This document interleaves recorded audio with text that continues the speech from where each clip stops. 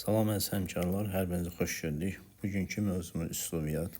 Demək olar ki, üslubiyyat artıq son mövzumuzdur. Bundan sonra mövzu olaraq nə işləyə bilərik, onu düşünürəm. Bundan sonra işləyə biləcəyimiz tutaq ki, əməli yazı nümunələridir. Yəni onun haqqında məlumat verə bilərik. Bir də durğuşalar. Yerdə qalan demək olar ki, belə əsas mövzu yoxdur. Bu sonuncudur. Üslubiyyat da dilçiliyin ayrıca digər bölmələri kimi müstəqil bir bölmədir. Yəni, tutaq ki, digərləri qrammatika bölməsindən bağlı idi. Tutaq ki, morfologiya və sintaksis, amma üslubiyyat isə nədir? Artıq müstəqil bir sahə kimi formalaşıb. Gəlin görək üslubiyyat nədir və hansı xüsusiyyətləri bu üslubiyyatda nə haqqında danışacağıq, onlara baxaq. Bu və digər bir dilin üslublarını, üslubi imkanlarını öyrənən dilçilik bölməsinə üslubiyyat deyilir. Bu və digər bir dilin üslublarını, üslubi imkanlarını öyrənən dilçilik bölməsinə üslubiyyat. Üslubiyyatın əsas vahidi üslubdur. Yəni, üslub bilik də nədir? Üslub hər kəsin üsulu tərzi mənasını deyə bilərik. Üsul, tərz mənasında işlədə bilərik. Düzdür? Bəli. Üslubiyyat dilin üslubi imkanlarını öyrənir. Yəni, üslub geniş anlayışdır. Orada fikir verin. Üslubiyyatın dilçilik terminidir, üslubiyyat. Üslub isə incəsənət müxtəlif sahələrinə aid ola bilər. Yəni, üslubiyyat sırf dilin üslubi imkanlarını öyrənir, dilçilikdə. Əsas vahiddə üslubdur. Yəni, dilçilik terminidir üslubiyyat. Üslub isə incəsənətin müxtəlif sahələrinə də aid ola bilər. Məsələn, hər hansı bir şəxsin fərdi üslubu ola bilir. Və yaxud da, məsələn, rəssamlıqda rəssamın bir üslubu var, heykəltaraşda heykəlin bir üslubu var, bəstəkarda bəstəkarın bir üslubu var, şairin, sənətkarın özünün, məsələn, Nizaminin üslubu ayrıdır, Nəsimin üslubu ayrıdır və s. Düzdür? Üslubiyyat isə sırf dilçilik terminindən bağlıdır ki, o da dilin üslubi imkanlarını öyrənən bir nədir? Bölmədir. Üslub, dəstxət, yol, üsul kimi də anlaşıla bilər ki, bunu yuxarıda vurğuladıq. Üslubiyyata nisbətən geniş anlayışdır. Bəli, burada göstərdi. Çünki üslubiyyat sırf dilçilik ilə bağlıdır, amma üslub isə genişdir. Həyatın müəyyən sahələrinə nədir? Aid ola bilər.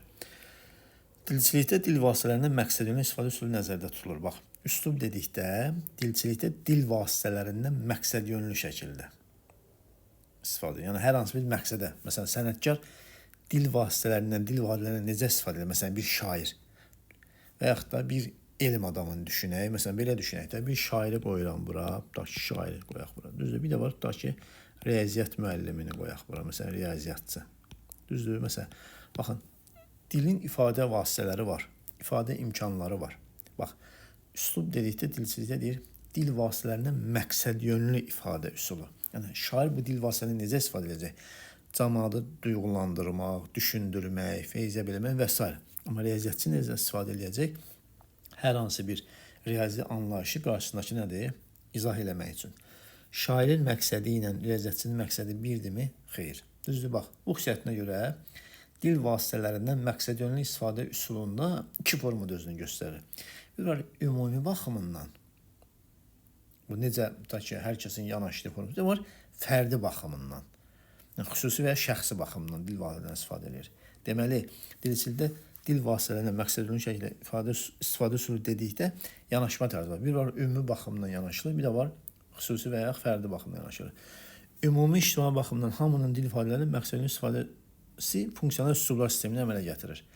Hamının dil vasitələrindən, vahidlərindən məqsədyönlü şəkildə, yəni formalaşdırılmış şəkildə istifadə üsulu, funksional üsulları meydana gətirir. Xüsusi və ya şəxsi baxımına yanaşanda isə fərdi üslub meydana gətirir. Bax, dediyim kimi, dil vasitələrindən bir var, ümumi baxımdan yanaşma var. Bir də var, fərdi baxımdan yanaşma var. Ümumi baxımdan yanaşanda funksional üsullar meydana çıxır, fərdi baxımdan yanaşanda isə fərdi üslub. Ümumi baxımdan yanaşma nə deməkdir? Tutaq ki, məsəl üçün, bax, şair dedim, bir də var, riyaziyyatçı dedim. Düzdür? Məsələn, şairlərdə, məsələn, tutaq ki, burada artıq bədii təfəkkür meydana çıxır. Riyaziyyatçılarda elmi təfəkkür meydana çıxır. Tutaq ki, məsəl üçün, bəzilərində ictimai təfəkkür meydana çıxır və s. Artıq burada funksional üsullar meydana gəlir. Funksional üsullar cəmiyyətin müxtəlif sahələrində əmələ gəlir. Yəni, ictimai təfəkkürün müxtəlif sahələrini əks etdirir. Dediyim kimi, şairlər ayrı, riyaziyyatçılar ayrı, jurnalistlər ayrı, siyasətçilər ayrı və s. Dil vahidləri də həmin sahələrə uyğun seçilib sistemləşir. Bax, tutaq ki, şairlərin dil vahidləri fərqli olur, elm adamlarının, riyaziyyatçıların dil vahidləri fərqli olur, tutaq ki, jurnalistlərin dil vahidləri fərqli olur, siyasətçilərin dil vahidləri fərqli olur. Bu da istərsəməz həmin dediyim kimi funksional üslubların müxtəlif növlərini yaranmasına səbəb olur. Məsələn, tutaq ki, bədii üslubda dediyim kimi bədii təfəkkürün tələbi ön plana keçir, elmi üslubda isə elmi təfəkkür. Məsələn, şairlərlə riyaziyyatçıların təfəkkürləri eyni deyil. Düzdür? Dediyim kimi bunların təfəkkürlərinin meyvəsi olaraq bu funksional üslublar müəyyənləşir. Müxtəlif funksional üslublar birlikdə ədəbi dil təşkil edir. Bəli, funksional üslubları sadalayaq ki, funksional üslublar dediyim kimi cəmiyyətin müxtəlif ictimai təfəkkürünün sahələri meydana gəlir. Məsələn, bədii təfəkkür formalaşanda yaranır bədii üslub. Elmi təfəkkürün formalaşdırdığı üslub elmi üslub. Tutaq ki, ictimai təfəkkürün formalaşdırdığı olur publisistik üslub. Publisistik. Rəsmi təfəkkür rəsmi işgüzar üslub. Rəsmi işgüzar üslub. Digər də rahat üslubu olur məişət üslubu. Yəni, bunlar müəyyən təfəkkürlərin məhsuludur. Bunlar hamısı bir yerdə nəyi təşkil edir? Ədəbi dili təşkil edir. Ədəbi dilin ümumi fonetik qrammatik normaları bu üslublar üçün hər biri üçün məcburidir. İndi bu üslubların həm oxşar cəhətlər var, həm fərqli cəhətlər var. Ümumiyyətlə, yadda saxlayaq ki, yəni dediyim kimi, bu üslubların yaranmasında, formalaşmasında ictimai təfəkkürün müxtəlif sahələrinin formalaşır. Cəmiyyətdə ümumiyyətlə, belə düşünək ki, inkişafla paralel üslublarda diferensiyasiya və inteqrasiya yaranır. Məsələn, bu üslublarda inkişafla, cəmiyyətin inkişafı ilə əlaqələr burada iki tendensiya özünü göstərir. Bir var diferensiyasiya,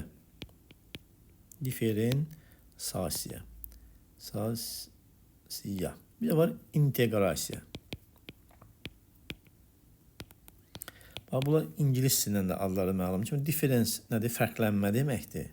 Difference, fərqlənmə. İnteqrasiya isə birləşmə deməkdir. Məsələn, bu üslubların öyrənməsində, formalaşmasında yaranan tendensiyadan biri diferensiyasiyadır ki, burada artıq ixtisaslaşma prosesinin güclənməsi və üslubların bir-birinə fərqlənməsi. Burada dediyim kimi, diferensiyasiya bu tendensiyada bu inkişaf nə ilə bağlıdır? İxtisaslaşma prosesinin inkişafı ilə bağlıdır. İxtisaslaşma. Bu nə demək? Tutaq ki, bədii üslub ayrıca formalaşır, elmi üslub ayrıca formalaşır, rəsmi işgüzar üslub ayrıca formalaşır, inkişaf edir, publisistik ayrıca. Yəni burada artıq bir-birindən fərqlənmə, artıq bir-birindən ayrılma tendensiyası edir. İnteqrasiyada isə müxtəlif peşə sahiblərinin bir-birlərlə əlaqə nəticəsində birləşməsi nəticəsində yaranır. Məsələn, inteqrasiyada, diferensiyasiyada fərqlənmə edirsə, inteqrasiyada artıq da birləşmə funksiyası yaranır ki, məsəl üçün, bu publisistik üslubda 3 üslubla əlaqəsi var. Bədii üslubla əlaqəsi var, tutaq ki, elmi üslubla əlaqəsi var, rəsmi üslubla. Bu inteqrasiyanın məhsuludur. Amma burada artıq fərqlənmə deyilsə, bu isə diferensiyasiya nədir? Üslubudur. İndi gəlirik, dediyimiz kimi, hər bir üslubun özünə məxsus xüsusiyyətləri, əlamətləri var.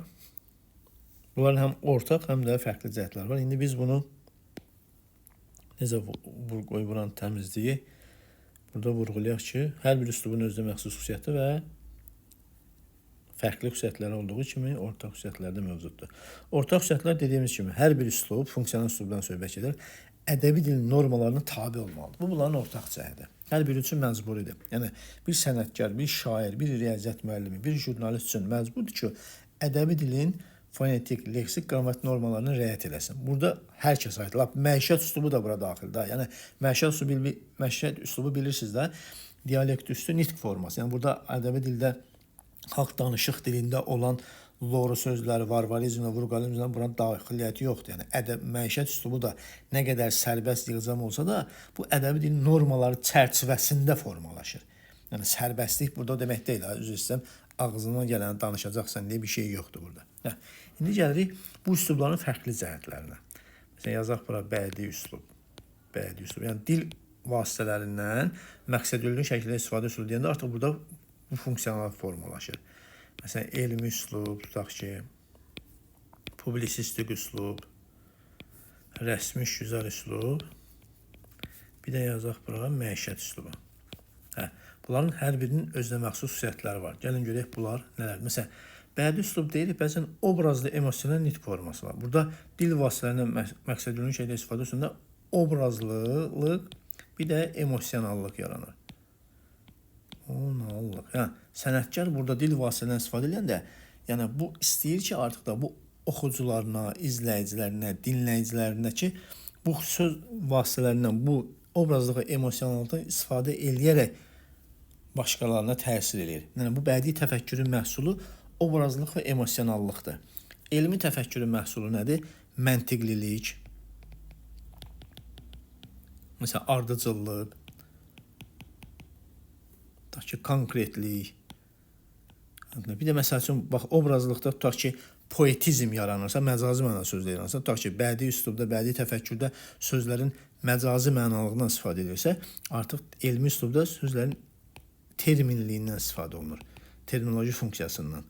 Bəli, terminlər sıxlığı burada yaranır. Məsələn, tutaq ki, bədii üslubda sənətkar fikirlərini obrazlı ifadələrlə sözün poetik funksiyasından istifadə edib çatdırır. Elmi üslubda isə sözün terminoloji funksiyasından nədir? İstifadə edib çatdırır. Bu, elmi üslub, yəni məntiqlilik olmalı. Qarşındakı bunu anlamalıdır. Bədii üslubda əsas məqsəd nədir? Fikrini emosional şəkildə çatdırsın. Amma elmi üslubda isə məntiqli ardıcıllıq konkret olmalıdır. Yəni, onun danışdığı, ortaya gətirdiyi əsər olsun, nə olsun, yazdığı bir əsər olsun, məntiqli olmalıdır. Yəni, məntiqlilik şərtdir, ardıcıllıq şərtdir, konkretlik və termin sıxlığı burada şərtli əlamətlərdən biridir. Publisistik üslubda isə əsasən kütləvi anlaşılır. Çünki publikada yaranır. Ən ictimai, belə deyək ki, üslublardan biridir. Düzdür? Publikada yaranır bu. Bu, cəmiyyət olmasa bu üslub formalaşmaz. Yəni, cəmiyyətin inkişafı ilə əlaqədardır bu. Məsələn, bədii üslub cəmiyyətin inkişafı ilə əlaqədar deyil. Aydın oldu? Amma publisistik üslub cəmiyyətin inkişafı ilə, yəni cəmiyyət inkişaf elədikdən sonra, publika ortaq bir yerə gələndən sonra, artıq da yavaş-yavaş nədir? Əlaqələr inkişaf eləyəndən sonra bu üslub meydana gəlib ki, artıq da bu üslubda çıxış eləyən hər bir insan, məsələn, elmi üslubda çıxış eləyən insan cəmiyyəti düşünməz, ancaq o elm sahələrini düşünər. Amma publisistik üslub cəmiyyəti düşünməz. Çünki bunun ərsəyə qoyduğu, ortaya qoyduğu əsərdə əsas məqsəd nədir? Kütləvilik və anlaşıqlılıq. Kütləvilik, aydınlıq, anlaşıqlılıq. Bu şərtdir. Bir də təsirlilik məsələsi var burada. Bəli, istərsəməz təsirli emosiyalarda oyatmaq üçün bəzən o bədii kütləvilikdə, bu bədii publisistikdə bu öz əksini tapa bilər. Rəsmi güzel üslubun standart formaları var. Standart formalardan istifadə var. Bir də burada bir çox xüsusiyyət var ki, arxaik leksika özünü qoruyur. Arxaik leksika özünü qoruyur ki, bu da bunu fərqləndirən xüsusiyyətlərdən biridir. Məişət üslubu da dediyimiz kimi nitqin sərbəstliyi, yığcamlığı, təbiiliyi, bir də dialoji nitq. Dialoji nitq. Bax, bu oldu üslubların nədir? Fərqli cəhətləri. Dediyimiz kimi, dil vasitələrindən məqsədyönlü şəkildə istifadə edilməkdə bədii üslubda əsas məsələ obrazlıq və emosionallıq yaratmaqdır. Elmi üslubda məntiqlilik, ardıcıllıq, konkretlik, termin sıxlığı yaratmaqdır. Publisistik üslubda kütləvilik, aydınlıq, anlaşıqlıq, təsirlilik meydana gəlir. Rəsmi güzel üslublarda standart formalardan istifadə arxaik leksikanın qorunmasıdır. Məişət üslubunda isə nitqin sərbəstliyi, təbiiliyi və dialoji nitq ki, bunun əsas xüsusiyyətləridir. Bu üslubların hər birinin özünə məxsus xüsusiyyətləri olduğunu vurğuladıq. İndi gəlir bu üslubların yaranma tarixi. Ümumiyyətlə, üslubların yaranma tarixi həmişə mübahisəli məqam olub. Necə mübahisəli məqam olub? Onu vurğulayaq. Yəni, mən sizə bunu deyim.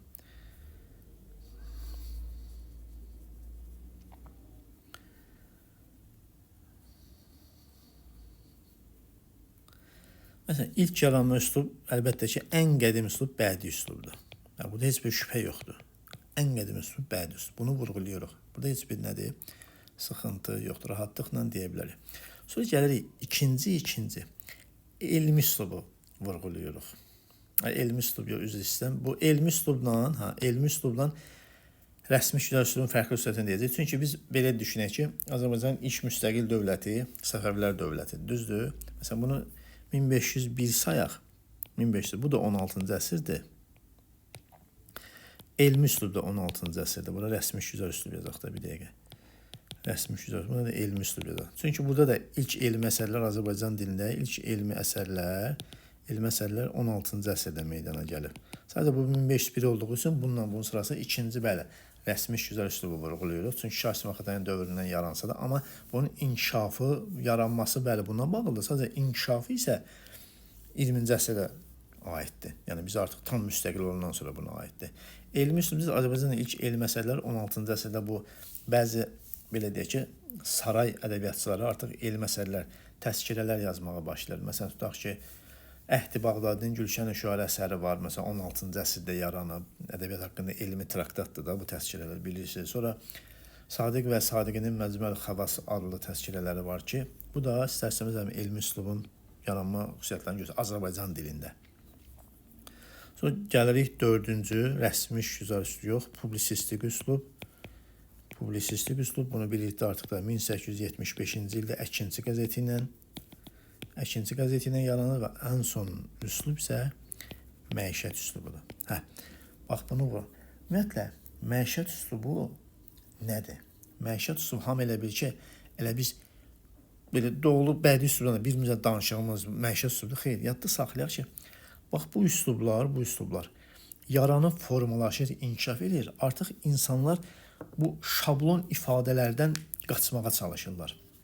Yəni, tutaq ki, düşünək, bir riyaziyyatçı danışarkən riyazi terminlərlə danışır, bir ədəbiyyatçı danışarkən daha çox obrazlı ifadələrdən istifadə edir, bir siyasətçi danışarkən bu siyasi ideyalarını əks etdirir və s. Bu istər-istəməz insanları sıxır. Bu insanlar sıxındıqdan sonra artıq da insan belə deyək ki, rahat ünsiyyət qura bilmirlər bir-birləri ilə. Bu rahat ünsiyyət qura bilsinlər deyə insanlar artıq bu üslubu, yəni cəmiyyətdə artıq bu üslub formalaşır ki, onlar bir-birləri ilə rahat anlaşılır. Çünki məişət üslubunda digər üslub nümayəndələri hamısı birləşir. Məsələn, tutaq ki, biz riyaziyyatla bağlı bir elmi konferansda, tutaq ki, məsələn, orada şairlərin iştirakına ehtiyac yaranmır ki, iştirak etməyə bilər. Amma məişətdə gündəlik tutaq ki, qonşudur, biri şairdir, biri alimdir, biri jurnalistdir, biri siyasətçidir. Bunlar necə danışacaqlar? Bu Məştubat filmi var, olmasın, bu olsun. Orada görürsünüz da, elə danışırlar ki, bu bunu anlamır, bu bunu anlamır, bu bunu deyir. Mən tarix nadir axıra qədər oxumuşam, heç sən dediyini başa düşmürəm. Bu insanlar sıxıldıqdan sonra bu məişət üslubunun yaranmasına ehtiyac duyur. Yəni, funksional üslublar sistemində ən gec yaranan budur, ən gec yaranan. Amma ən çox kütləvilik qazan, ən çox yayılan da budur. Ən çox yayılan, çünki bütün üslub nümayəndələri burada birləşir və bununla danışırlar. Bu, dediyim kimi, bizim bir-birimizdən adi gündəlik nitqimiz. Məişət üslubu nədir? Yəni, ədəbi dilin qayda-qanunlarına tabe olan dialekt üstü, xalq danışıq dili yox, xalq dili, yəni ədəbi dilin standartlarına, funksiyalarına, normalarına tabe olan dildir məişət üslubu. Bəli, yığcamlıq şərtdir, sərbəstlik şərtdir. Amma bu demək deyil, sərbəstlik mən istədiyim kimi. Məsələn, məişət üslubunda doğru sözlər, varvarizmlər, vulqarizmlər daxil deyil. Bədii üslubunda bunlar istifadə oluna bilər obrazların dilində.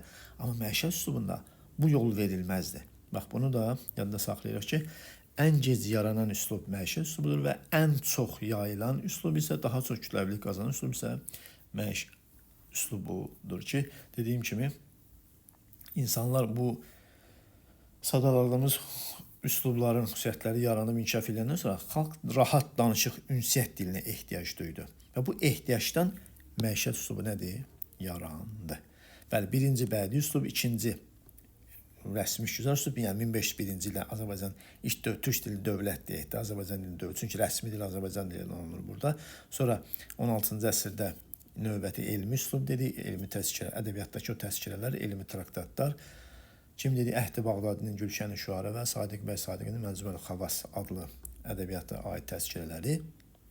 Sonra Əkinçi qəzeti 1875-ci ildə publisistik üslubun əsasını qoyur və ən sonunda dediyim kimi bu üslublar inkişaf edir, formalaşır.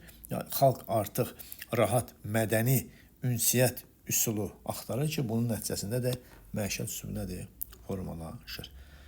İndi gəlirik funksional üslublar, bədii üslub. Gəlin görək, bədii üslub nədir? Necə formalaşır? Hansı işlərə xidmət eləyir və s. və s. və s. Bədii üslub milli bədii təfəkkürün ifadəsi olub, obrazlı, emosional, nitq forması. Yəni, bədii təfəkkür bilirlər nədir? Bədilik deyəndə nədir? Yəni, ədəbiyyat dediyimiz kimi həyatı obrazlı şəkildə əks etdirən söz sənədidir. Yəni, bu xüsusiyyətdə, bu obrazlıqda nədən danışılır? Hansı xüsusiyyətdə insanlar, məsələn, bədii əsər oxuyanda hansı hisslərə qapılır, hansı işlər görür? Bunların hamısının xidmətini göstərən bədii üslubdur. Yəni, sənətkar, yazıcı, bir dramaturq öz fikirlərini qarşısındakına çatdırmaq üçün istifadə etdiyi üsuldur. Yəni, insanları düşündürməyə vadar eləyir, insanları dinlənməyə vadar eləyir, insanları həyatı, həqiqətini göstərmək üçün istifadə edir və s. Bax, funksional imkanlarının genişliyinə görə bədii üslub bir sıra hallarda ədəbi bədii dil adlandırılır. Yəni, bu nə deməkdir? Yəni, bir şair, bir sənətkar əsərində elə imkanlar var ki, onun əsərində. Məsələn, bu digər bütün üslubların xüsusiyyətlərini toxuna bilər. Məsələn, mən bir bədii əsər yazıram. Orada mənim qəhrəmanım riyaziyyat müəllimi də ola bilər. Düzdür, mənim qəhrəmanım jurnalist ola bilər. Mənim qəhrəmanım siyasətçi də ola bilər. Mənim qəhrəmanım adi sıra vətəndaş da ola bilər. Fikir verirsiniz, bu əsərdə mən bu tipi, bu obrazı real göstərmək üçün digər üslubların xüsusiyyətlərindən istifadə edə bilərəm. Məsələn, bədii üslubda termindən istifadə oluna bilər. Bədii üslubda hər hansı bir, yəni bədii üslubda bədii əsərdə, yəni bədii əsərdə termindən istifadə oluna bilər. Bədii əsərdə tutaq ki, bir elmi müşavirədən istifadə oluna bilər, elmi söhbətdən istifadə oluna bilər. Bədii əsərdə bir rəsmi şüur üslubun xüsusiyyətlərindən istifadə oluna bilər və s. Yəni, bu dediyim kimi, yəni funksional imkanların genişliyi budur. Yəni, bədii üslub bunu qazandıran nədir?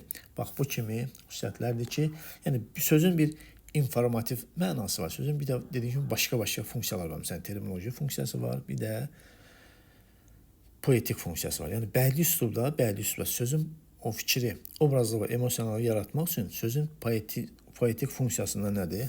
İstifadə olunur ki, yəni fikir informativ formadan daha çox obrazlı, ifadəli şəkildə çatdırılır. Məsələn, belə deyək ki, bu nə deməkdir? Məsələn, qar yağır yerinə, məsələn, deyə bilər ki, qar dənəcikləri havada kəpənək kimi uçuşurdu. Bu nə deməkdir? Artıq bunu göstərir ki, qarın yağışını təsvir edirəm. Və yaxud da mən deyirəm ki, Əli ilə Vəli dostdur. Bir də var ki, deyirəm ki, Əli ilə Vəlinin dostluğu cəmaət arasında Leyli Məcnun poeması kimi məşhurdur. Fikir verin nə deməkdir? Yəni, istərseniz, yəni fikir mən dolayı yoluna bir obrazlı, yəni cəmaətdə emosionallıq yaradacaq şəkildə nədir? Fikri çatdırır və s. Bədii əsərlərdə işlədilən sintaktik fiqurlar, yəni hansı ki, o dil vasitələrindən məqsədli şəkildə istifadə edir ki, burada dil vasitələri bunlar da ellipsiz, ritorik suallar, şəxsləndirmə, bədii xitablar, təzadlar və s. bədii əsərin fərdi üslub xüsusiyyətləri müəyyənləşdirməyə xidmət edir. Bu artıq bədii əsərdə nədir? Hansı üslubun xüsusiyyətlər var, hansı üsulla çatdırılıb, hansı şəkildə çatdırılmağı müəyyənləşdirməyə nədir? Xidmət edir. Bədii üslub bədii əsərlərin dilidir. Bu üslubda fikir informativ formada daha çox obrazlı, yəni ifadəli şəkildə çatdırılır. Bədii üslubun əsas cəhəti obrazlıqdır. Obrazlı nitq, nəsr və nəzm şəklində təzahür eləyir. Yəni, artıq belə vurğuladıq da bədii əsərlər necə olur ki, əvvəllər məsəl üçün obrazlığın müxtəlif səviyyələri var idi. Məsələn, fonetik səviyyədə obrazlıq var idi, leksik səviyyədə obrazlıq var idi, qrammatik səviyyədə obrazlıq var idi. Bunu vurğulayırlar, amma hal-hazırda vurğulanmadığı üçün bunlara geniş toxunmuram. Sadəcə ad çəkim. Tutaq ki, fonetik səviyyədə var idi, alliterasiya var idi, assonans var idi. Alliterasiya nə idi? Sözlərin əvvəlinə samit və sait səslərin işlənməsi idi. Assonansda, bəli, ortasında, sonunda sait və samitlərin təkrarlanması idi. Məsələn, tutaq ki, al ilə ala gözlərin aldadıb aldı könlümü, alini görünə al edər, kimsə irişməz alinə. Bax, alliterasiya, assonans, sait və samit səslərin təkrarına fikir verirsiniz. Bir müəyyən ritmilik, bir nəsə fərqli bir şey qatır ifadəyə. Al ilə ala gözlərin aldadıb alını könlümü. Alini görünə al edər, kimsə irişməz alinə. Yəni, baxın, oradakı alı, samit və saitlərin dildə formalaşdığı nədir? Ritmi görürsünüz. Məsələn, Gül gülüm, gül gülə gül, gül gülü güldür. Gülsən də gülüb, gülməli, güldürməli, güldür. Fikir versiniz, c, ül, gül, hamısında nədir göstərir. Yəni, bu istərsiniz, obrazlıq, emosionallıq budur. Yəni, dil vasitələrindən fərqli formada istifadə eləməkdir. Sonra, məsəl üçün, emosional intonasiya var. Emosional intonasiya ki, şeir intonasiyası ki, bu da istərseniz bədi üslubun özü məxsus xüsusiyyəti idi ki, yəni fonetik səviyyənin göstəricisidir. İntonasiya fonetik səviyyənin göstəricisindəki əsas şərtlərdən biridir. Yəni, qarşısındakı şeiri hansı intonasiyanı oxumaq lazımdır, bu formada çatdırma oradan göstərir. Məsələn, leksik səviyyədə göstəricilər var ki, leksik səviyyədə göstəricilər artıq bu dediyimiz kimi təsvir və ifadə vasitələri var ki, indi o birazdan sözün poetik funksiyasında toxunacağıq buna. Yəni, sözün məcazi funksiyası onu vurğuluyuruq. Bir də var idi, qrammatik səviyyədə göstəricilər var idi ki, onların içərisində inversiya var idi, onların içərisində ellipsis var idi. Sonra qeyri-normativ cümlələr idi ki, və s. bunu da vurğuluyuruq. Bədii üslub xalq danışıq dilinə daha yaxındır. Sənətkar xalq dilindən götürdüyü sözləri bədii əsərdə işlədərkən onlara müxtəlif məqamlarda müxtəlif mənalar verməklə fikri qüvvətlənir. Baxın, xalq danışıq dili ilə xalq dili biraz fərqlənir. Məsələn, bu bədii üslubla publisistik üslub arasında deyir ki, məsələn, bədii üslub xalq danışıq dilinə yaxın, publisistik üslub xalq dilinə yaxın. Baxın, xalq danışıq dili bura daxildir loru sözlər, varvarizmlər, vurğalizmlər, dialekt sözlər, şivələr və s. Amma xalq dilində bunlar yoxdur. Yəni, publisistik üslubda dediyimiz kimi xalq dilidir, yəni ədəbi dilidir. Ədəbi dilin şifahi formasıdır. Amma xalq danışıq dili deyəndə isə bura artıq hər şey daxildir. Burada rahatlıq, bu sənətkar, çünki bax, sənətkar hansı bölgədən əsər yazırsa, o tipi, o obrazı, o surəti daha da belə canlı göstərmək üçün xalq danışıq dilinə istifadə edə bilir. Yəni, əsərin, yəni sənətkarın bu artıq obrazın təbiiliyini çatdırmaqda məqsədi budur. Yəni, dil vasitələrindən məqsədinin şəkildə istifadə eləmək. Bəli, bu obrazın, tutaq ki, bu Cəlil Məmmədquluzadə Poçt qutusu hekayəsində, düzdür, yəni artıq da orada fikir verin ki, obrazın, bəli, avamlığını nəzərə çatdırmaq üçün burada göstərdiyi əlamətlər, keyfiyyətlər, bax, məhz bu kimi xüsusiyyətlərlə istifadə olunur. Məsələn, indi baxaq burada Şahbikə nəzərlərini təndir dibində get-gedə soluxan közdən ayırıb, təndirin divarlarında getdikcə daha çox qızaran iri xəmir parçalarına dikdi. Yəni, bax, bunu ifadə eləməyə fikir verirsinizsə, bu da istərsəməz həmin o fikri qüvvətləndirmək üçün istifadə edilen bir üsullardan biridir. Bədii üslub şeir, nəsr və dramaturgiya dili formasına təzahür edir. Yəni, bədii üslub bədii əsərlərin dilidir. Bu da 3 formada öz əksini tapır. Bədii əsərlərdə obrazın dilində xalq təfəkkürünün məhsulu olan söz və ifadələr, dialekt sözlər, terminlər ki, bunu istifadə edilə bilər. Bu da xalq danışıq dilidir. Bu sözlərin işlədilməsi obrazın danışığı, həyat tərzi, mədəniyyəti, mühiti haqqında məlumat verməkdir. Müəllifin dilinə isə bu sözlərin işlədilməsi yer verilmir. Yəni, müəllifin dili ədəbi dildir. Amma obrazın dili ədəbi dil deyil, xalq danışıq dilidir. Bunu da unutmayaq. Dediyimiz kimi, üst dildə şeir dili budur. Ahəngə, ölçüyə, bölgə, qafiyəyə malik olur. Nəzm dili deyək də, düzdür. Yəni, misraların ard-arda deyil, alt-alta ifadəsidir. Bu nəzm dilidir. Burada hər hansı bütün şeirlərin dili, şeir dili kim deyir. Sonra nəsr dilində müəyyən süjetə malik təhkənin dilidir ki, nağıl, hekayə, povest, roman və s. Bir də var dramaturgiya dili. Baş verən hadisələrin surətlərin hərəkət və danışıq yolu ilə çatdırılmasıdır, canlandırılmasıdır. Biri var, tutaq ki, bədii əsərdə təhkə vasitəsilə çatdırılır. Şeirdə, tutaq ki, müəyyən nəzm, qafiyə, bölgə, ahəngə malik olan dil forması çatdırılır. Amma dramaturgiyada isə baş verən hadisələrin obrazların öz dili ilə çatdırılır. Daha çox səhnə əsərlərinin dilidir ki, həm nəzmlə, həm də nəsrlə ola bilir. Yəni, mənzum drama əsərləri var, bir də nəsr şəkildə mənsur drama əsərləri deyə bilərik. Ümumiyyətlə, bədii üslub hər zaman aparıcı olub. Bədii üslubda imkanların genişliyinə görə bir an əvvəl yuxarıda vuruldu ki, ədəbi bədii dil adlanıb. Yəni, bütün, necə ki, funksional üslublar hamısı ədəbi dili təşkil eləmirdi. Yəni, bədii üslubda bunların hamısına nədir? Yer var. İstifadə oluna bilər ki, bax, bu xüsusiyyətinə görə buna ədəbi bədii dil deyiblər. Dil normalarının yeniləşməsi, ümumxalq dil vahidlərinin yazılı dilə gəlməsi bədii üslubdan başlanır. Bu nə deməkdir? Hər hansı bir yeni söz harda yaranır? bədi əsərlərin dilində. İnsanlar bu bədi əsərləri oxuduqca artıq bu sözü hamı tanımağa başlayır, hamı işlətməyə başlayır. Artıq fikir verirsə, dil vahidinin yazılı dilə gəlişi bax bu üslubdan başlayır ki, sənətkar dediyim kimi ilk sözü danışanda istifadə etmir, əsərində istifadə edir. Məsələn, bu toz sorandır, soyuducu sözləri Rəsul Uzanın dilində, əsərlərin dilində nədir? Gəlib artıq da həmin 20-ci əsrdə tutaq ki, neologizm olub, sonra artıq da hal-hazırda ümumşəy söz kimi nədir? İstifadə olunur. Dil normalarını bunu da vurğuladıq. İndi gəlirik sözün poetik funksiyası. Dediyimiz kimi, hər bir üslubda sözün müəyyən funksiyadan istifadə olunur ki, bədii əsərlərdə, bədii üslubda sənətkarlar sözün poetik funksiyasından istifadə edirlər. Sözün poetik funksiyası nədir? Söz dilin əsas vasitəsi olub, informativ cəmiyyəti və ondan məlumat mübadiləsi məqsədilə istifadə olunur. Söz bədii üslubda isə həm üslubi vəzifə daşıyır, həm də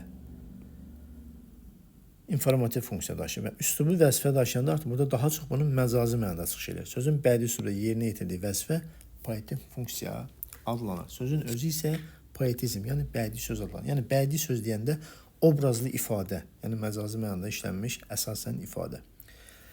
Sözün poetik funksiyası onun adi informativ funksiyasından fərqlənir.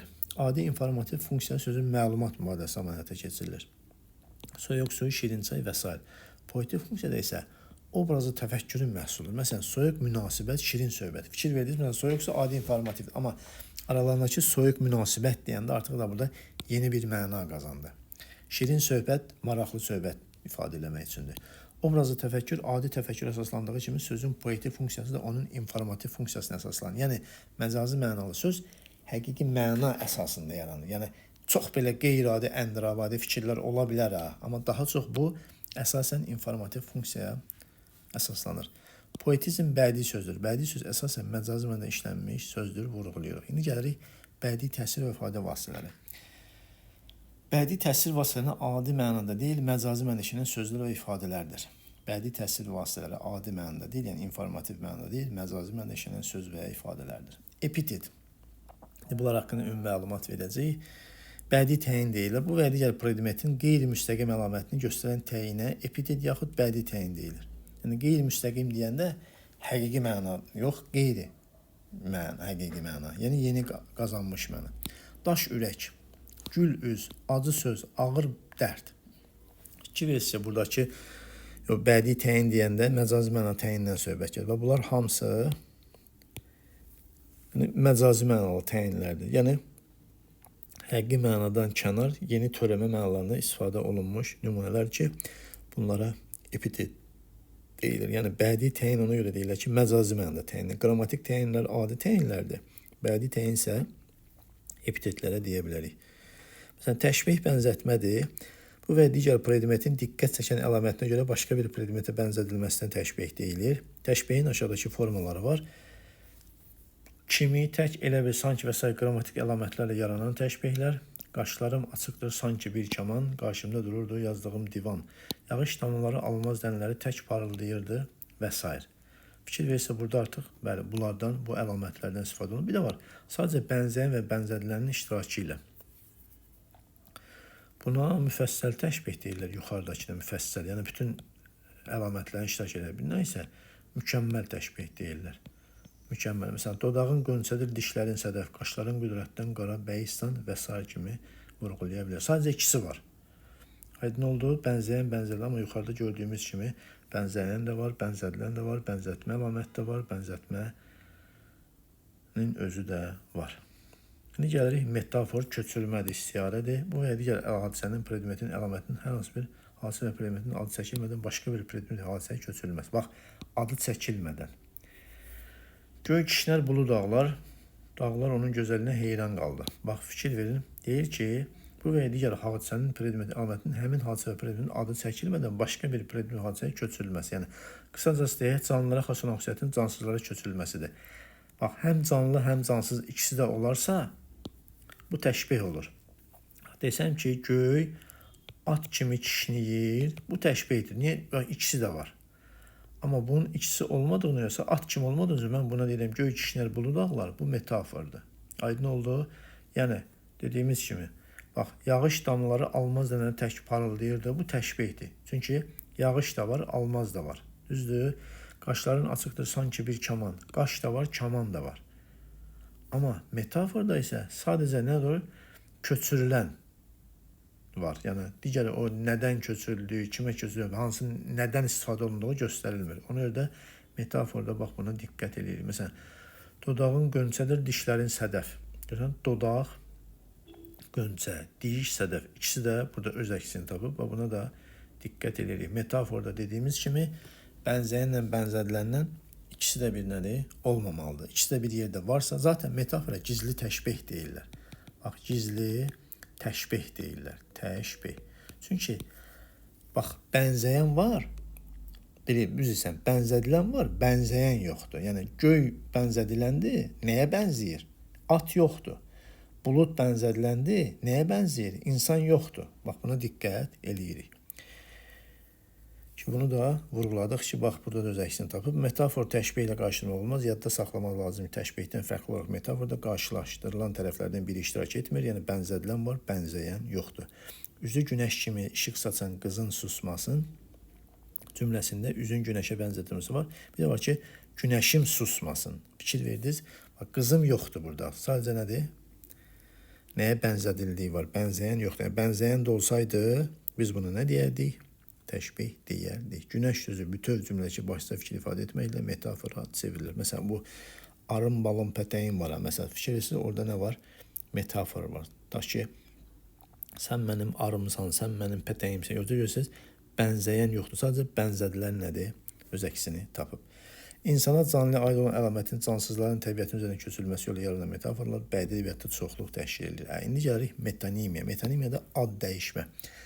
Bir əşyanın hadisənin əvəzinə onunla əlaqədar olan başqa əşya və hadisənin adı çəkilir. Metonimiyada bir anlayış verilsə də onunla əlaqədar başqa anlayış nəzərdə tutulur. Çox vaxt neft əvəzinə qara qızıl, Azərbaycan əvəzinə odlar yurdu deyildiyini yazıldığını bilirik. Eləcə də fikrin mən Türkiyəyə baxıram, Türkiyənin televiziya verilişini nəzərdə tutulur. Mən Türkiyəyə daha çox fikir verirəm və s. Türkiyə necə fikir verirəm? Türkiyədəki hadisələrə və s.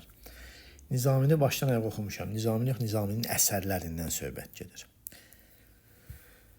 Eşitmişsiniz. Rəsul Rızanın salon susub durardı misrasında salondakılar, salonda əyləşənlər nəzərdə tutulur. Aşağı ələsənin dağlar şeirindəki ağ xələt bürünər, zərnişan geyməlisində metonimiya var. Qar əvəzinə ağ xələt işlədilmiş. Bu da əsərin bədii gözəlliyini artırmışdır. Yəni, ağ xələtdə nəyi nəzərdə tutulub? Qarı nəzərdə tutulub ki, bu da metonimiya olduğunu göstərir. Mübaliğədə şişirtmə var.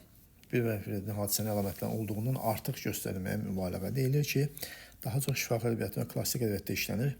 Suda yandı, od yandı, su da yandı. Dərdimi suya dedim, od tutdu, o da yandı. Bax, suyun yanması. Düzdür, yəni yadda saxlaba deyir. Əzinəm salyana, dara zülfün salyana. Necəsən bir ah çəkim, kür quruya, salyana. Yəni, mənim ahımdan kür nə edir? Quruyur. Düzdür? Və sal yanır, sal da qayıqdır. Fikir verirsinizsə, burada nə var? Mübaliğə var. Məsələn, məni candan usandırdı, cəfadan yar usanmaz mı? Fələklər yandı ahimdən, muradım şəmi yanmaz mı? Fələklərin bunun ahından yanması. Yəni, burada artıq şişirtmə olduğunu göstərir. Kinayə sözün zahirə müsbət mənada deyilib, ancaq dırnaqarası məna deyək ki, yəni mənfi mənada işlənilməsinə kinayə deyilir. Kinayə iki formada. Bir var güldürmək məqsədilə, bir də var toxunmaq məqsədi ilə. Qadı, mənlə vuruşmağa Koroğlu gərək. Eldar, bəh-bəh, hə, nə söz var ki, pələksən, pələk. Bu da zarafat yana deyir ki, sən yaman güclü adamsan, güya. Satirikdə isə, burada artıq öldürücü gülüş var. Yəni, üzrsən belə təhqir, tənqid, hər şey var burada. Öz millətini düşünməyənlər haqqında, millətin dərdini çəkməkdən əriyib çöpə dönüb, yəni birinə ilişmək üçün bu daha belə öldürücü, satirikdir, ironiyadır bu başdan ayağa. Demək ki, bunda bütün mənfi mənaları axtara bilərik. Bunda tutaq ki, bəzilərinə ilişirsən güldürmək məqsədi ilə, bu təhqir mənası getmir. Amma satirik kino isə təhqirə də bəzən keçə bilir. Ellipsiz ixtisardır. Bunu Azərbaycan qrammatikasından bilirik, düzdür? Belə qrammatikada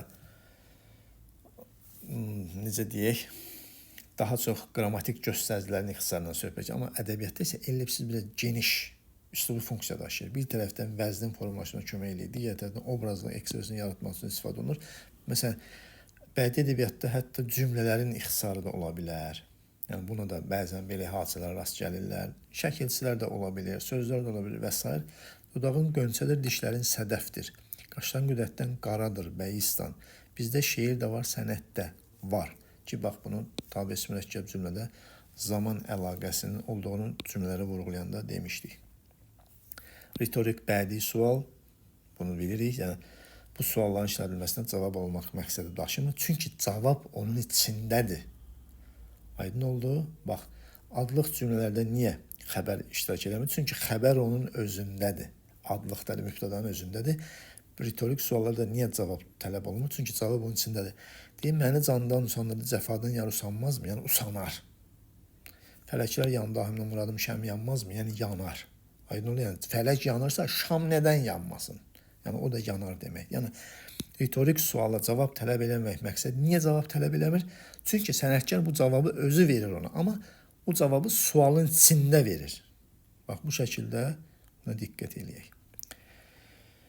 Bədii təzad. Bədii əsərdə məzmunca bir-birinə zidd iki anlayış və vəziyyətin qarşılıqlı şəkildə verilməsinə təzad deyilir. Ədəbiyyatşünaslar buna antiteza deyilir ki, yəni fikri ziddiyyət şəklində çatdırır. Obrazların xarakterini göstərmək, ideologiyalar, anlayışlar, münasibətlər, hadisələr arasındakı ziddiyyətləri ifadə etmək üçün istifadə olunur. Hər şeydə qara olan bəxtim qarpızda ağ çıxdı. Məsələn, tutuşdu qəm oduna şad olan könlüm.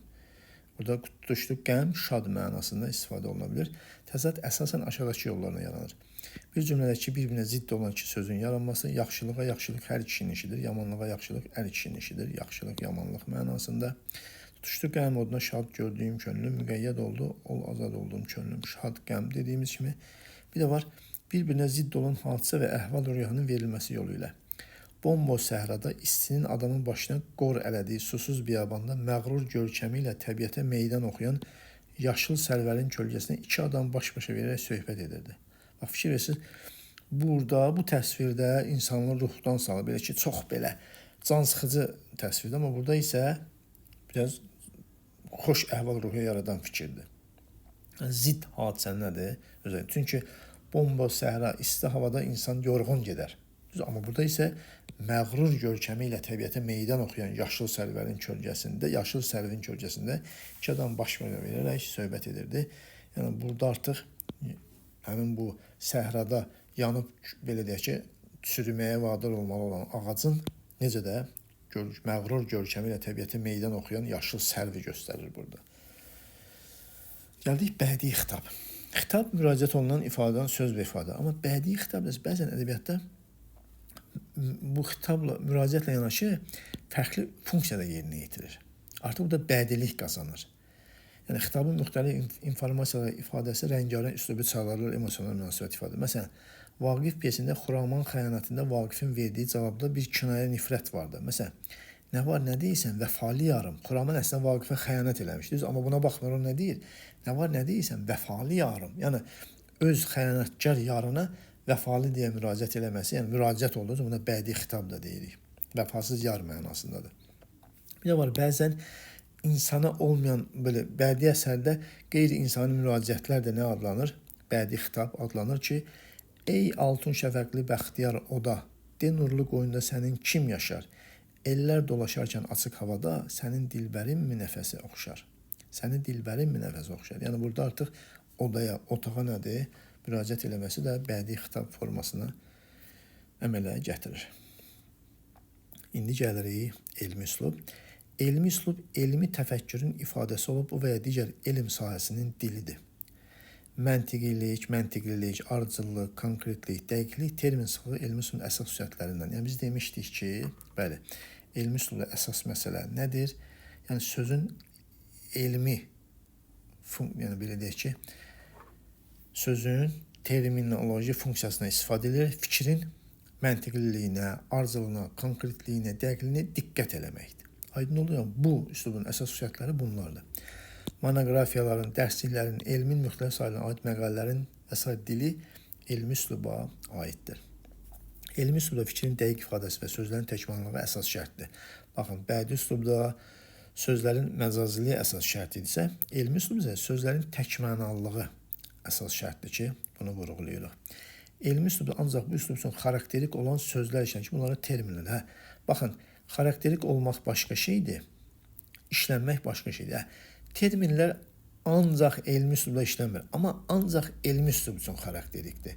Bəli, bədii əsərdə termin istifadə oluna bilər, publisistik əsərlərdə terminlər istifadə oluna bilər, amma onlar üçün xarakterik deyil. Xarakterik elmi üslub. Yəni, elmi üslubu terminsiz təsəvvür etmək olmaz, amma bədii üslubu da təsəvvür edə bilərsiniz, publisistik üslubu da təsəvvür edə bilərsiniz. Hər elmin özünə məxsus terminologiyası var ki, bunu bilirik. Elmi mətin yazmaq üçün dilin qrammatik quruluşunu bilmək, terminləri digər sözlərlə düzgün əlaqələndirmək və ədəbi dil normalarına uyğun cümlə formalaşmaq lazımdır. Yəni, bu nə deməkdir? Elmi mətin yazmaq, yəni onu bilmək. Məsələn, Azərbaycan dilində bir müəllim, bir dilçi və bu ixtisasın insanı. Elmi əsər yazarsa, Azərbaycan dilinin qayda qanunlarını, üslubi imkanlarını, funksionallığını geniş bilməlidir. Yaxşı bilməlidir ki, bu Azərbaycan dilinə bağlı bir elmi məqalə yaza bilsin. Yəni, mən bu dilin xüsusiyyətlərini bilmədən, dilin qrammatik quruluşunu bilmədən, fərqi yoxdur, istəyir riyaziyyatda da onun kimi olsun. Yəni, mən bunu bilmədən elmi əsər yaza bilməliyəm. Necə ki, riyaziyyatçı fikrini ifadə eləmək üçün, bax, bunlara riayət eləməsə, düzü ardıcıllığa, məntiqliliyə, konkretliliyə, dəqiqliyə fikir verməsə, riyaziyyat elminə məxsus terminlərlə bilməsə, öz fikrinədir, çatdıra bilməz. Baxaq bura, 2 və daha artıq leksik məna sözün məna və qrammatik birləşən əməliyyatı ifadə söz birləşməsi deyilir. Yəni, mən bunları bilməsəm, bunların mənalarını bilməsəm, leksik məna sözün məna və qrammatik cəhətdən əlaqələnmənin nə olduğunu bilməsəm, fikrimi şagirdinə necə ifadə edə bilərəm? Bax, burada onu vurğulamaq istəyir. Elmi üslubda, yəni fikri daha konkret ifadə eləmək üçün mürəkkəb cümlələr, modallıq bildirən söz və ifadə, ara sözlər, qrafiklər, düsturlar, terminlər daha çox işlənir. Dediyimiz kimi, fikri daha çox, daha konkret ifadə eləmək üçün müxtəlif qrafik vasitələrdən də istifadə oluna bilir. Bax, qrafik vasitələr nədir burada? Qrafik vasitələr odur ki, məsələn, rəqəmlər var, diaqramlar var, düsturlar var. Bax, bunlardan nədir? İstifadə olunur. Bu üslubda sözlərin çox mənalarına yer verilmir. Ölçü vahidləri bədii üslubda bütöv şəkildə verildiyi halda elmi üslubda ixtisarda verilməli. Baxın, santimetr sözü, santimetr. Yəni, bir cümlədə bu şəkildə yazılıbsa, bu elmi üslubun göstəricisi deyil. Elmi üslubda, bax, dediyimiz kimi nədir? O, yuxarıda dediyəm, məsələn, rəqəmlər, diaqramlar, düsturlar və s. ifadələr var ki, bax, sm, məsələn, desimetr, tutaq ki, d-mı verilməlidir. Aydın oldu, məsələn, kiloqram tam yazıb, kiloqram, bir də var, kq yazmalıyam. Elmi üslubun göstəricisi bunlardır. Yəni, elmi üslubda budur, məsələn, hər hektardan 80 sentiner məhsul götürülməlidir. Bu, bədii üslubudur aiddir və yaxud da publisistik üsluba aiddir. Amma bu isə dəniz sahilinin ümumi uzunluğu 625 kilometr. Yəni, bu elmi üslub bu şəkildə göstərilməlidir. Bax, bunu konkret yadda saxlayın. Bu, elmi üslubun göstəricisidir. Yəni, elmi üslubu mən bunu açıq şəkildə yaza bilməyəm. Bax, bir an əvvəl nə dedim? Yəni, mən bir əsər yazmaq üçün, elmi mətin yazmaq üçün, bax, onun dilin xüsusiyyətlərini, hər bir üslubun özünə məxsus funksionallığını, normallığını bilməliyəm, qəbul eləməliyəm. Qəbul eləyəndən sonra bunu o şəkildə qeydim. Yəni, mən dax ki, elmi əsər yazanda bunu bu şəkildə yazıb deyim ki, yox, belə olmalıdır, xeyr. Yəni, elmi üslubda nədir? Konkretlik, dəqiqlik, ardıcıllıq, məntiqlik öz əksini tapmalıdır. Elmi üslubun digər əlamətlərdən biri də sözlərin həqiqi mənada işlənməsidir ki, bu da dediyimiz kimi daha çox konkretliyə xidmət eləmək üçün öz əksini tapır. Elmi üslubda hiss və həyəcan duyğularının formalaşdıran söz ifadələr demək olar ki, yer verir. Bu xarakterikdir. Bu xarakterikdir nədir? Bədii üslub üçün. Bu yuxarıda sadalanan xüsusiyyətlər bədii üslubun xarakterikdir. Elmi üslubda xarakterik nədir?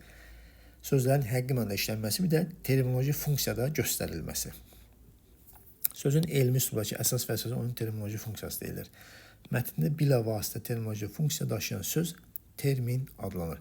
Bilavasitə bilirsiniz də, yəni heç bir vasitə olmadan. Bilvasitə vasitəlidir, bilavasitə vasitəsizdir. Terminlər başda üslublar üçün xarakterik deyil. Elmi üslubu terminsiz təsəvvür etmək olmaz. Bəli, bir əsərə elmi üslub demək üçün orada birinci bunu axtarmalıyıq, termin.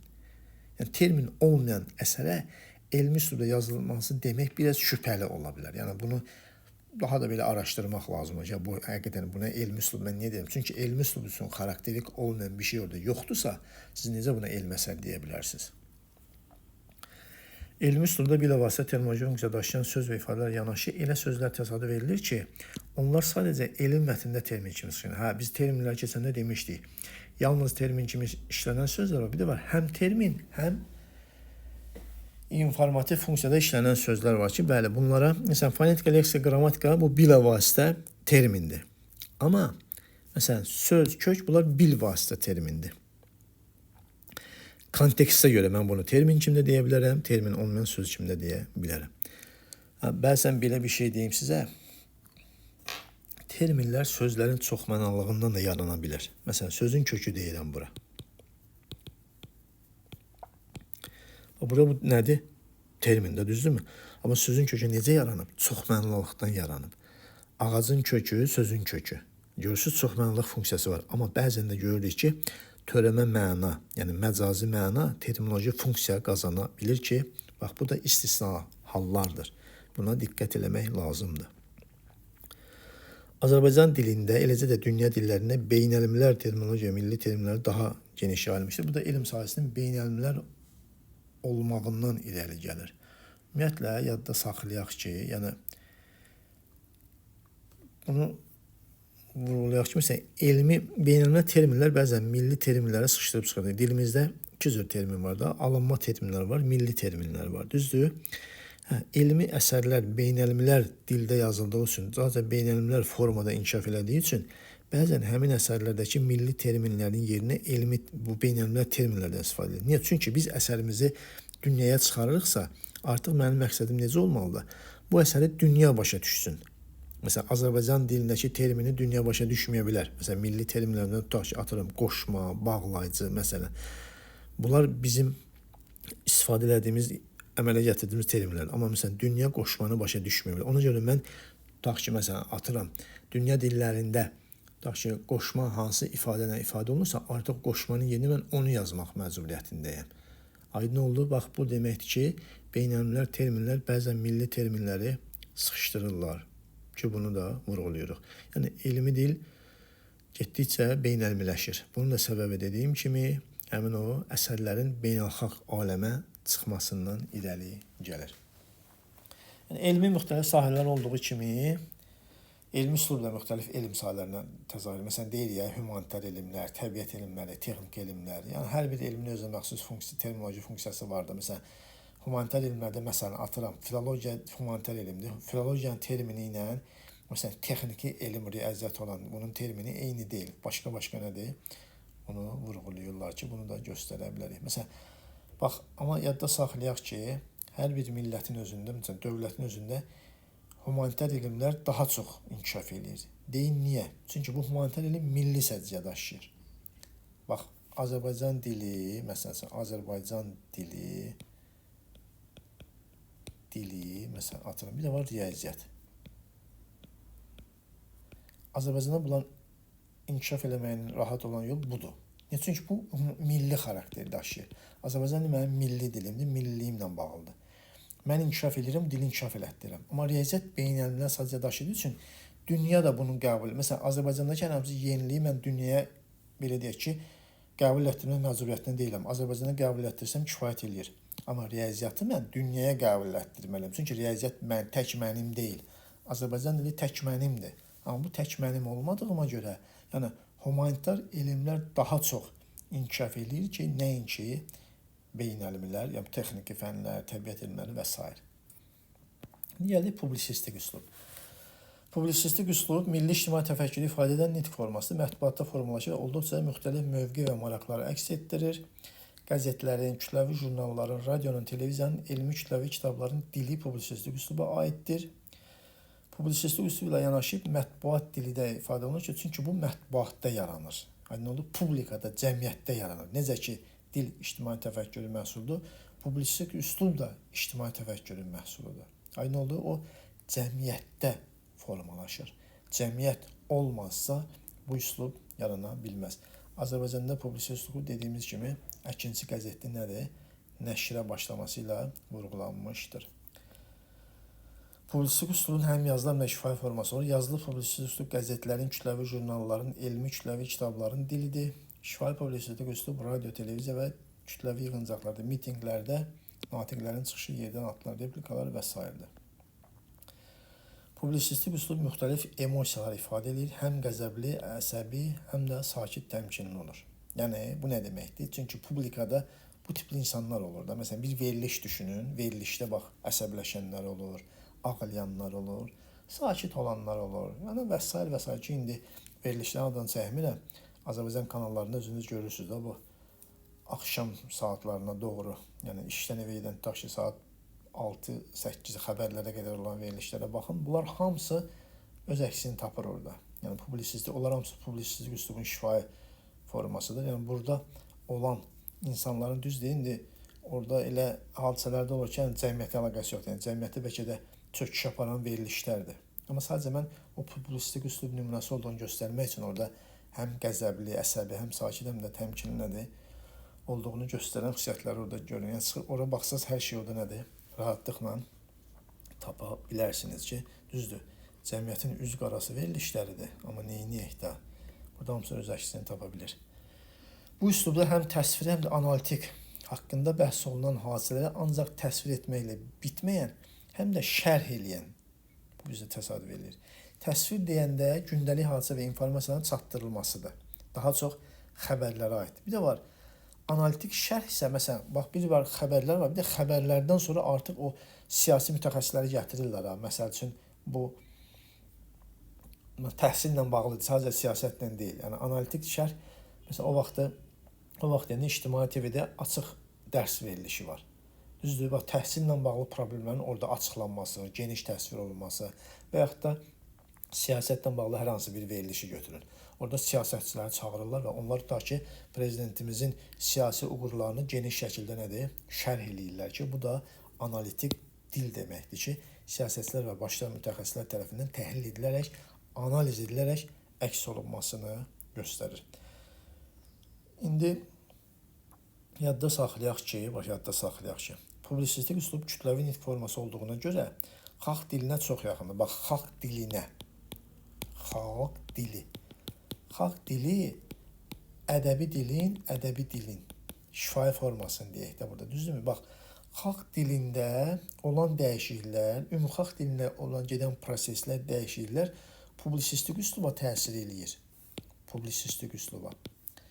Publisistik olan dəyişikliklər buna təsir eləyir. Yəni, yadda tutun ki, bunlar bir-biri ilə, türklər demiş, içli dışlı olduğunu, bir-birindən çox bağlı, çox sıx olduğuna görə xalq danışıq dilində, xalq dilində gedən dəyişikliyi, bax, xalq dilində gedən dəyişikliyi, danışıq dili demirəm. Xalq dilində gedən dəyişiklik, proseslər publisistik üsluba, publisistik olan yeniliklər, dəyişikliklər də xalq dilinə təsir göstərir.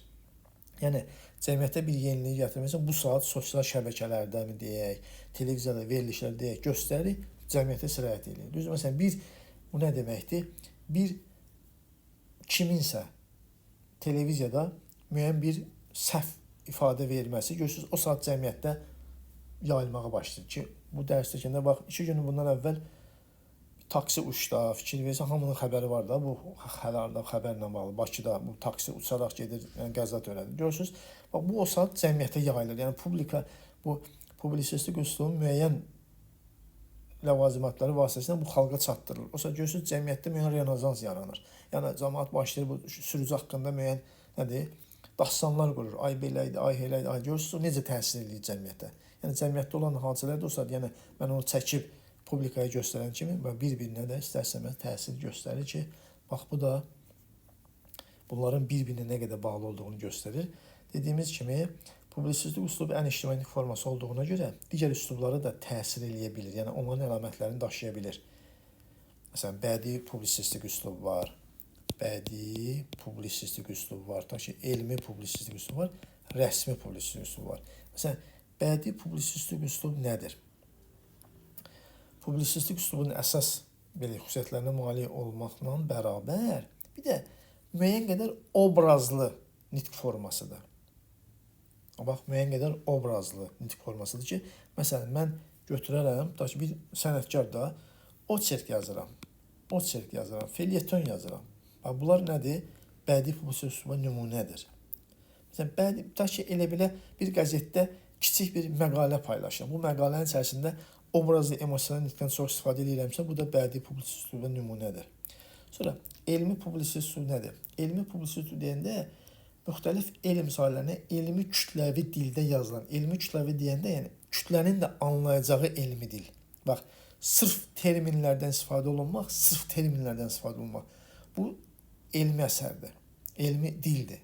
Amma millətin anlayacağı dildə, yəni rahat izah ediləcək şəkildə və yaxud da bu müəyyən siyasətə aid olur, sırf elm sahələrinin deyil, müəyyən siyasətə də aid ola bilər, dinə də, məsələn, İslam dini haqqında cəmiyyətə məlumat vermək. Bu elmi publisistik dildir. Aydın. Sırf İslam dininin tarixindən bəhs eləyəriksə, bu elmi əsər sayılır. Amma İslam dininin tarixinin, yəni insanlığa faydası haqqında, nələr haqqında danışıramsa, bu insanların kütlənin anlayacağı dildə ifadə edirəmsə, bu elmi publisistik üslubdur. Gəlir rəsmi publisistik üslub. Yəni burada artıq Azərbaycan Respublikasının bəyanatının, sərəncamının insanlara çatdırılmasıdır ki, xəbərlərdə falan, qəzetlərdə bunlar da nədir? Rəsmi publisistik üslub sayılır. Gəlirik indi məişət üslubu. Məişət deyəndə artıq da gündəlik yaşayış, ümumi həyat tərzi, insanların vərdiş olunmuş davranışı nəzərdə tutulur. Bir an əvvəl demişdik də, məişət üslubunun yaranması necə formalaşır, nəyə ehtiyac duyulur, nə tələb edilir və s. ki, bunu vurguladıq. Məişət üslubu insanların məişətdəki danışıq tərzi, ünsiyyət dilini əhatə edir. Yəni insanlar bu dillə bir-birindən hal-əhval tutur, bir-birinə dərdini deyir, küçədə və ya telefonda bu dildə danışır və s. Bax, dediyim kimi, məişət üslubu, bax, ancaq, yəni, əsasən, burada ancaq yazmışam, əsasən eləyək bunu, niyə deyəcəm? Əsasən, bunu niyə deyəcəm indi əsasən yazarım? Yəni, əsasən dialekt, belə deyək ki, şifahi formada formalaşır. Amma bəzən mənbələrdə yazırdılar, o telefonlardakı mesajlar var ha, mesajlar. Bunu məişət üslubunun şifahi forması sayanlar da var. Yəni, düzdür, mən hələ qəbul eləmirəm, amma siz yenə də deyin də, yəni birdən qarşınıza çıxsa bunu demiş olum ki, müəllim, məişət üslubunun yazılı formada olduğunu deyənlər var. Deyərlərsə, bilin ki, bax, bu kimi nümunələr nəzərdə tutulur. Amma yadda saxlayaq ki, məişət üslubu şifahi formada mövcuddur. Məsələn, digər üslubların, məsələn, sadalayıram, tutaq ki, bədii üslubun həm yazılı, həm şifahi forması var. Elmi üslubun həm yazılı, həm şifahi forması var. Publisistik üslubun həm yazılı, həm şifahi forması var. Məişət üslubunun ancaq tutaq ki, yazılı, şifahi forması var. Rəsmi güzəl üslubun da ancaq yazılı forması var. Bunu da yadda saxlayır. Amma dediyim kimi, məişət üslubu əgər qarşınıza çıxsa ki, bəs məişət üslubunun yazılı forması da var deyəndə bilin ki, bunları nəzərdə tutulur. Bunu niyə deyirəm? Bunu DİM ortaya atmışdı. Məsələn, dərsliklərdə bu haqda məlumat yoxdur. Mən tutaq ki, %99% deyirəm şifahi formadadır. Amma birdən qarşınıza çıxarsa, məsələn deyirəm ki, indi nə olar, nə olmayacağını 99% şifahi formadan vurğulayın. Amma qarşınıza çıxsa hələ ehtimala qarşı bunu da yadınızda saxlayın. Dialoji nitq məişət üslubunun canlı təşkil. Çünki məişət üslubu daha çox dialoq formasında gəlir. Məsələn, insanların ünsiyyət dili deyirik. Aydın olduğu gündəlik yaşayış, ümumi həyat tərzi, insanların vərdiş olmuş davranışı nəzərdə tutulur. Ünsiyyət dilini əhatə edir ki, bu da daha çox ünsiyyət dili deyəndə dialoqlar nəticəsində insanlar bir-birinə nədir? Ünsiyyətə girirlər. Məişət üslubu ədəbi dilin sərbəst və şifahi nümunəsidir. Yəni, sərbəst deyəndə dediyimiz kimi, üzr istəyirəm, yenə ağlımıza gələn kimi danışmaq yox. Ədəbi dilin normaları çərçivəsində sərbəst, sadə və təbii danışıq dilidir. Yəni, burada dialoji və dialektlərdən istifadə olunmur, varvarizmlərdən istifadə olunmur, vulqarizmlərdən istifadə olunmur, şivələrdən, ləhcələrdən istifadə olunmur. Yəni, ədəbi dilin, məsələn, belə deyək ki, tutaq ki, Gəncə zonasında, məsələn, mən özümdə çox vaxt danışarkən gələcəyim yox, deyirik gələcəm, gedəcəm. Bu ədəbi dil deyil. Ədəbi dil necədir? Gələcəyəm, gedəcəyəm. Məsələn, ağdaşlarsa gələcəm, getcəm. Ədəbi dil deyil. Yəni, məişət üslubu bax, bu deyil ha. Məişət üslubu sözün ədəbi dildə necə tələffüz olunması tələb olunursa, bax, məişət. Sadəcə burada qısa, konkret, geniş cümlələr istifadə edilmir. Yarımsıq cümlələr, qısa, konkret, söz cümlələrdən istifadə edərək fikrimizi çatdıra bilirik. Hər üslubun səciyyədə əlamətləri olduğu üçün burada da elmi üslubda terminlər, bədii obrazlıq tanınır. Məşhur üslubda konkret səciyyənin dil göstəricisi yoxdur. Onun daha çox göstəricisi sərbəstlik və konkretlik. Qısa və sərbəst. Qısa və sərbəst. Nəslin sərbəstliyi və təbiiliyidir. Əsas əlaməti bu dilin sərbəstliyi və təbiiliyidir ki, təbiilik də dediyim kimi rahat ifadə imkanlarından istifadə etməkdir. Ancaq bu demək deyil ki, hər kəs bu üslubda istədiyi kimi danışa bilər ki, bunu da vurğuladıq. Bax, digər bütün funksiyonel üslublar, 5 funksiyonel üslubun 5-i də ədəbi dilin normalarına, qayda qanunlarına tabe olmalıdır ki, bax bunu da yadınıza çatdıraq. Yəni yadda saxlayaq ki, bax, məişət üslubu ədəbi dilin normalar üzərində qurulmuş, ən geniş yayılmış və ən gec formalaşmış kütləvi üslubdur. Ən geniş yayılmış üslub budur. Aydın oldu. Funksional imkanların genişliyinə görə ən geniş üslub bədii üslubdur. Amma ən geniş yayılmış üslub məişət üslubudur. Rəsmi güzel üslub. Rəsmi və güzel sənədlərin dil təzahürünə rəsmi güzel üslub deyilir. Bu üslubda fikir, informasiya, müəyyən standart formalarda yığcam şəkildə verilir. Artıq sözlər, obrazlı ifadələr işlədilmir. Fərqli nitq müsəllərindən qaçılır. Fərqli nitq burada demək ki, yoxdur. Rəsmi işgüzar üslubun lüğət tərkibi nə qədər yığcam, sintaks nə qədər məhduddursa, normallığı da o qədər möhkəmdir. Yəni, fikir nə qədər geniş və yaxud nə qədər konkretdirsə, onun normallığı, ədəbi dilə normalarına tabi olması o qədər möhkəmdir. Rəsmi işgüzar üslubda arxaik leksika və əski sintetik konstruksiya uzun mühafizə olunur. Bu nə ilə bağlıdır? Dövlətin, belə deyək ki, özünün siyasi, rəsmi qayda qanunları var. Məsələn, konstitusiyamız var. Düzdür, konstitusiyanın dəyişilməsi üçün müəyyən referendum tələb olunur. Bəzən ehtiyac olmur konstitusiyayı dəyişməyə. İllərlə gedir bu konstitusiya. Düzdür? Bax, burada onun arxaik, o hansı dövrdə yaranıbsa, oradakı arxaik ifadələr qorunub saxlanılır. Məsələn, tutaq ki, ərizələrdə məsəl üçün dərkənar sözü var. Məsələn, dərkənar, bu ərizənin kənarında müdirin və yaxud da ərizəyə səlahiyyətli şəxsin qol çəkməsi var. Ona dərkənar hələ də deyirlər. Yəni, bu, o vaxtdan yarandığına bu dildə qoyulub deyə, o söz hələ də qorunub saxlanır. Onu dəyişmirlər, yəni. Ora nəsə bir söz artırmağa ehtiyac yoxdur, yəni. O öz tarixliyini qoruyub nədir? Arxaikliyini qoruyub saxlayır orada. Rəsmi güzel üslubda işlədilən cümlələr, feillər adətən əmr, xəbər, vacib və şərt şəklində işlənir. Çünki burada artıq müəyyən göstərişlər, sərəncamlar, fərmanlar olur ki, bu da bu kimi xüsusiyyətləri özündə qoruyub saxlayır. Bəzən bəyanat və manifestlərdə obrazlığa yer verilə bilər. Bəzən, bəli, kiminsə çıxışı, prezidentin çıxışı və s. və s. Yəni, obrazlı ifadələrə, yəni qarşısındakı kütləni coşdurmaq üçün bunlardan istifadə edə bilirlər. Rəsmi güzel üslub 2 yerə bölünür. Yəni, rəsmi sənədlərin dili, güzel sənədlərin dili. Rəsmi sənəd dedikdə, dövlət yaxud hökumət təşkilatlarının tərtib etdiyi xüsusi qaydada rəsmi şəxsin imzası, möhrü və s. təsdiq olunan sənədlər nəzərdə tutulur. Hər bir dövlətin ən mühüm rəsmi sənədləri konstitusiya, qanun, qərar, hökumətin sərəncamları, prezidentin fərmanları, nazirlərin əmrləri və s. ibarətdir. Həmin sənədləri mütəxəssislər hazırlayır. Yəni, rəsmi sənədləri mütəxəssis hazırlayır. Yəni, bu dövlət tərəfindən seçilmiş nədir? İnsanlar var ki, xüsusi o komissiya mı deyək, nə deyək, orada müzakirə olunur və qəbul edilir.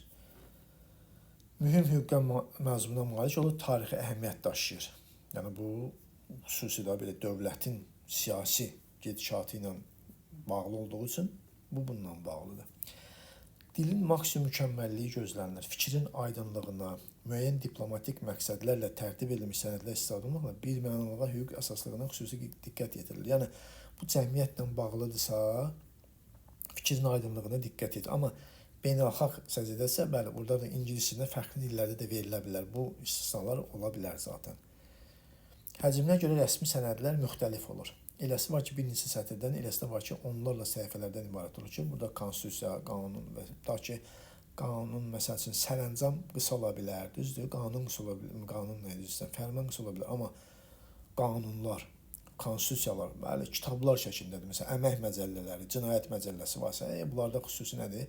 Kitablar şəklində nədir? Ola bilər. Yəni bunların həcmdə kiçik və böyük olmağına baxmayaraq, dilin yığcanlığı deyəndə dilin aydınlığı, oradakı dildə nədən danışılır, hamısı nədir? Əsas şərt olduğunu göstərir. İndi gəlirik işgüzar sənədlərindir. Rəsmi sənədlərdən fərqli olaraq işgüzar sənədlər xüsusi dövlət əhəmiyyəti daşımır. Ancaq bu və ya digər konkret məsələ ilə bağlı tərtib edilir. Məsələn, ərizə. Ərizə nədir? İşə qəbul olmaq üçün yazılanda, tərcümeyi halda onun kimi, elan müəyyən məlumatı bildirmək üçün, bildirişlə onun kimi, izahat nəsə bir elədiyimiz xəta edərkən onun izahatını verdiyimiz zaman, reklam nə isə reklam eləmək üçün, ya satış üçün, ya da məşhurlaşdırmaq üçün və s. verilir. Etiketlərdə bilir ki, bir məhsul haqqında məlumat və s. kimi göstərilə bilir. Həcmdə rəsmi sənədlər nisbətən kiçik olur, bəli. Rəsmi sənədlər bir qayda olaraq mütəxəssislər tərəfindən tərtib edilir. Halda işgüzar sənədlərin müəyyən bir hissəsini biz özümüz də yaza bilərik. Məsələn, ərizəni mən özüm də yaza bilərəm, siz də yaza bilərsiniz. Yəni onu hər kəs bacarmalı ki, işgüzar da, yəni daim istifadə olunan, məsələn, rəsmi sənədlər rəsmi idarələrdə olursa, işgüzar sənədlər cəmiyyətin müəyyən bölmələrində nədir? İstifadə oluna bilər.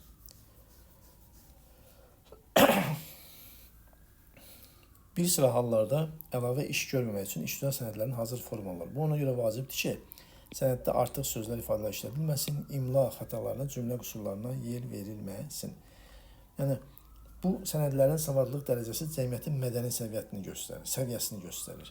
Yəni, mən orada, bunlar hazır formada ona görə qoyurlar ki, yəni bu cəmiyyəti tutaq ki, savadsız insan götürüb orada çoxlu xətalara yol verməsin. Aydın oldu. Bax, məsələn, rəsmi dediyim kimi ki, hər zaman bu şeylərdən istifadə eləsinlər. Yəni, burada əsas bəzən olur ki, şablon ifadələr, qəliblərə yer verilir. Yəni, bu da dediyim kimi cəmiyyətin o daha çox xətalarını üzə göstərməmək üçün istifadə olunur. İndi gəlirik, məsələn, bəzən elə sənədlər var ki, məsəl üçün, indi onun şeylərdə, işgüzar sənədləri əməli yazılarda deyəcəm, məsəl üçün, tutaq ki, bax, protokolla akt, protokol, akt. Bu əsasən işgüzar sənəd, amma bəzən dövlətin rəsmi idarələrində olanda bunlara rəsmi nümunəsi də rast gəlinə bilər. Sırf rəsmi protokol da ola bilər, sırf rəsmi akt ola bilər yəni. Sonra, məsəl üçün, məktublar var. Məktublar rəsmi işgüzarın ən sərbəst formasıdır. Bunun da özünün müxtəlif formaları var. Bir var, sırf rəsmi məktublar var, aydın oldu. Sonra müxtəlif inzibati qurumların, müxtəlif şirkətlərinin bir-birlərinə göndərdiyi məktublar var. Bu da müəyyən standart formada yazılır. Bir də qeyri-rəsmi şəxslər, məsələn, bizim bir-birimizə, tutaq ki, yaxınlarımıza, qohumlarımıza yazdığımız nədir? Məktublar var ki, burada da istifadə oluna bilir ki, bunu da vurğulaya bilərik. İndi gəlirik fərdi üslub. Fərdi üslub dediyimiz kimi, bu dil vasitələrindən istifadə üsulu iki formada özünü göstərir. Bir ümumi formada, bir də var fərdi formada. Bəli, fərdi formada artıq da bu fərdi üslubun yaranmasını gətirib çıxardır ki, nitq ümumi ictimai hadisədir. Bununla belə, bu və digər fərdin şifahi yaxud yazılı nitqində özünə məxsus xüsusiyyətlər də mövcuddur ki, həmin xüsusiyyətlər bütövlükdə fərdi üslubu təşkil edir. Fərdi üslub ayrıca fərdin, sənətkarın, alimin üslubu, funksional üslubların çoxunda özünü göstərə bilir.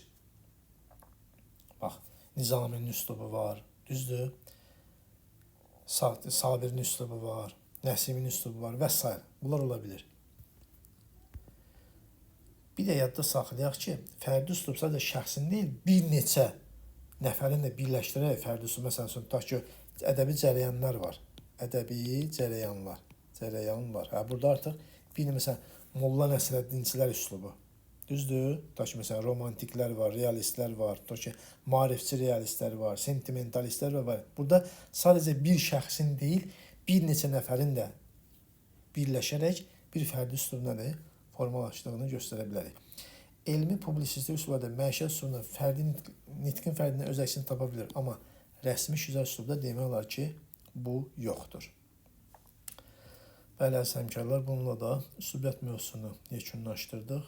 İnşallah növbəti mövzularda, dediyim kimi, qalan iki mövzuda da imkan olsa Onlar haqqında da məlumat çəkib paylaşacağım. Amma bundan da demək olar ki, biz əsas mövzularımızı yekunlaşdırdıq. Sağ olun, özünüzə yaxşı baxın.